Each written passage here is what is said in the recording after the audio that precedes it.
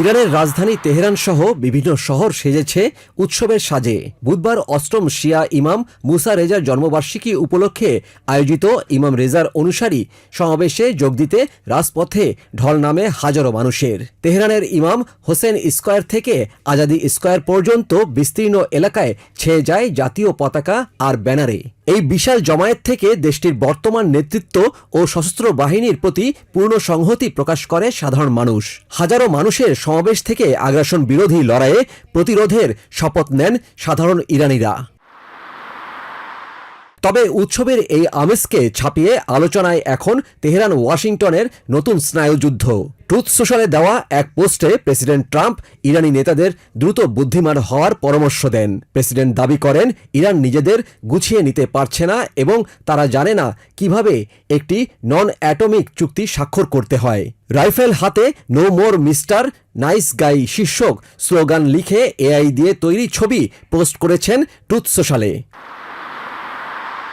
এর আগে পৃথক পোস্টে প্রেসিডেন্ট ট্রাম্প এক দাবি করেন ইরান বর্তমানে পতনের দ্বারপ্রান্তে রয়েছে এবং তারা অতি দ্রুত হরমুজ প্রণালী খুলে দেওয়ার অনুরোধ জানিয়েছে। ইরানকে বুদ্ধিমানের মতো দ্রুত নতুন চুক্তিতে আসার আহ্বানও জানান প্রেসিডেন্ট ট্রাম্প।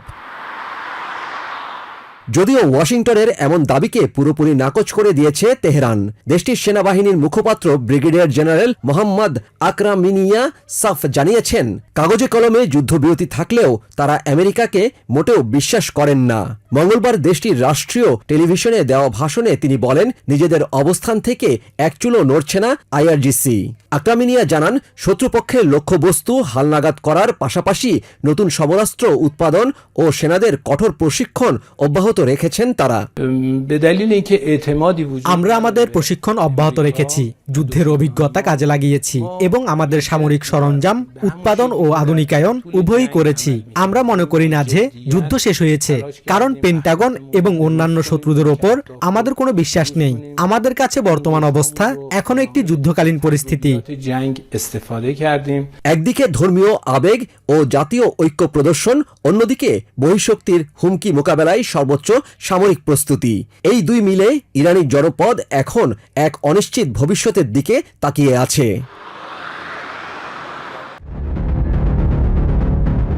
রাশিয়ার ভূখণ্ডে হামলার তীব্রতা বাড়ানোর ঘোষণা দিয়েছেন ইউক্রেনের প্রেসিডেন্ট ভলোদিমির জেলেনস্কি। বুধবার এক এক্স পোস্টে এই ঘোষণা দেন তিনি।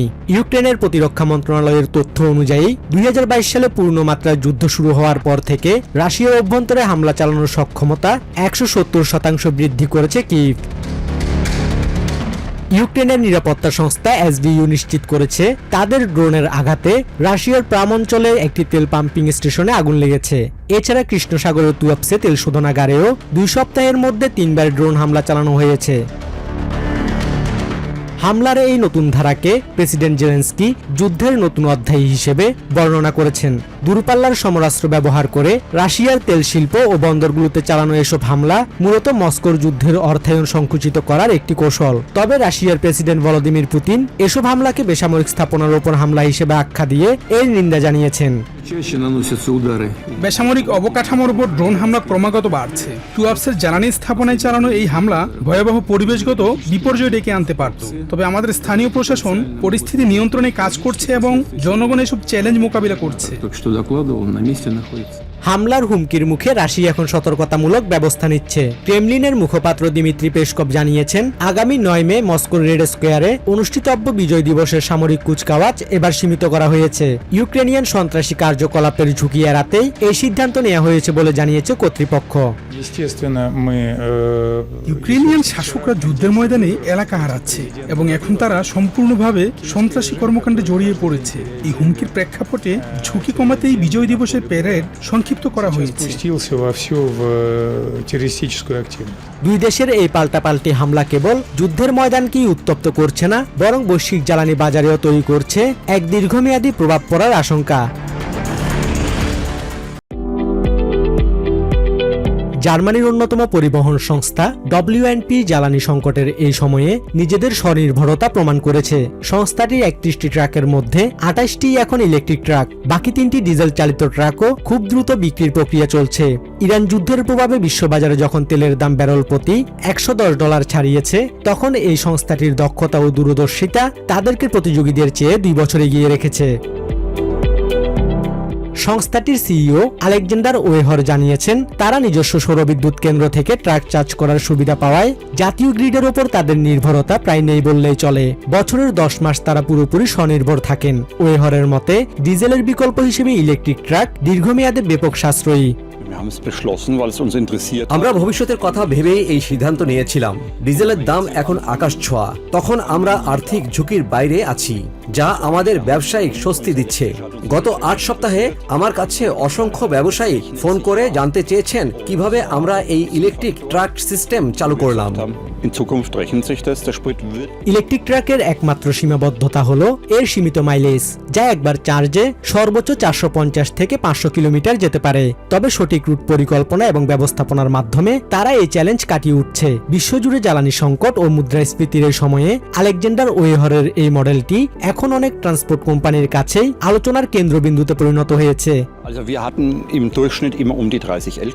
সৌরবিদ্যুৎ ও স্টোরেজ সিস্টেম থাকার কারণে বিদ্যুৎ সরবরাহ সংকটের সময়ও আমরা নিরবিচ্ছিন্ন সেবা দিতে পারি। আমাদের পরিবহন ব্যবস্থা এখন আগের চেয়ে অনেক বেশি স্বাধীন এবং পরিবেশ বান্ধব। জ্বালানি তেলের বাজারের এই অস্থিরতা স্থায়ী রূপ নেয়ার আশঙ্কায় WNP'র এই মডেল এখন ইউরোপের অন্যান্য ট্রান্সপোর্ট কোম্পানির জন্য অনুপ্রেরণা হয়ে দাঁড়িয়েছে। গ্রিস ও কাতার তাদের দ্বিপাক্ষিক সম্পর্কের এক নতুন অধ্যায়ের সূচনা করেছে। বুধবার এথেন্সে আয়োজিত উচ্চ পর্যায়ের বৈঠকে দুই দেশের শীর্ষ নেতৃত্ব অবকাঠামো, জ্বালানি এবং ডেটা সেন্টারের মতো গুরুত্বপূর্ণ খাতে বিনিয়োগ বাড়ানোর বিষয়ে ঐকমত্যে পৌঁছেছেন। ইরান সংকট নিরসনে এবং হরমুজ প্রণালীতে চলাচলের স্বাধীনতা নিশ্চিতে কাতার যে প্রচেষ্টা চালিয়ে যাচ্ছে, গ্রিস সরকার তার ভূয়সী প্রশংসা করেছে। বৈঠকের প্রধান আকর্ষণ ছিল প্রতিরক্ষা খাতে দুই দেশের ক্রমবর্ধমান সামরিক সহযোগিতা। বিশ্বজুড়ে চলমান অস্থিরতার প্রেক্ষাপটে এই সামরিক বন্ধন আরও মজবুত করাকে অত্যন্ত গুরুত্বপূর্ণ বলে মনে করছেন কাতারের আমির। গ্রিসের অর্থনীতি সাম্প্রতিক বছরগুলোতে যে অগ্রগতি অর্জন করেছে, তাতে বিনিয়োগ অব্যাহত রাখার প্রতিশ্রুতিও দিয়েছেন তিনি। বর্তমান বৈশ্বিক অস্থিরতার সময়ে সামরিক সহযোগিতা বৃদ্ধি করা আমাদের জন্য অত্যন্ত গুরুত্বপূর্ণ। গ্রিসের সাথে আমাদের দীর্ঘদিনের ঐতিহাসিক সম্পর্ক রয়েছে। আপনার নেতৃত্বে গ্রিসের অর্থনীতির এই সফল পথ চলা সত্যিই প্রশংসনীয় এবং আমরা নতুন নতুন বিনিয়োগের সুযোগ খুঁজছি। বিশ্বের অন্যতম শীর্ষ গ্যাস সরবরাহকারী দেশ হিসেবে কাতার গ্রিসের জ্বালানি নিরাপত্তার ক্ষেত্রে একটি বড় অংশীদার। দুই দেশের এই সমঝোতা কেবল অর্থনৈতিক নয়, বরং ভূরাজনৈতিক দিক থেকেও গুরুত্বপূর্ণ। এটি একদিকে যেমন গ্রিসের অবকাঠামো উন্নয়নে সহায়তা করবে, অন্যদিকে বৈশ্বিক জ্বালানি সংকটের এই সময়ে দুই দেশের বাণিজ্যিক পথকে আরও সুগম করবে বলে মনে করেন গ্রিসের প্রধানমন্ত্রী কিরিয়াকোস মিৎসোতাকিস। ইরানের অযাচিত হামলার মুখে গ্রিস সবসময় কাতারের পাশে দাঁড়িয়েছে। শান্তি প্রতিষ্ঠা এবং হরমুজ প্রণালীতে চলাচলের স্বাধীনতা নিশ্চিতে কাতারের ভূমিকা প্রশংসনীয়। আমরা কাতারের বিনিয়োগকে অত্যন্ত মূল্যবান মনে করি এবং গ্রিসের অর্থনীতিতে এই বিনিয়োগ আমাদের অগ্রযাত্রাকে আরও বেগবান করছে। 2024 সালের চুক্তির সফল বাস্তবায়নের পর এবারের নতুন সমঝোতা গ্রিস ও কাতারের মধ্যকার বন্ধুত্বের নতুন দিগন্ত উন্মোচন করল। নিউ ইয়র্ক থেকে সম্প্রচারিত TVN 24 টেলিভিশন বিশ্বজুড়ে বাঙালির কণ্ঠস্বর।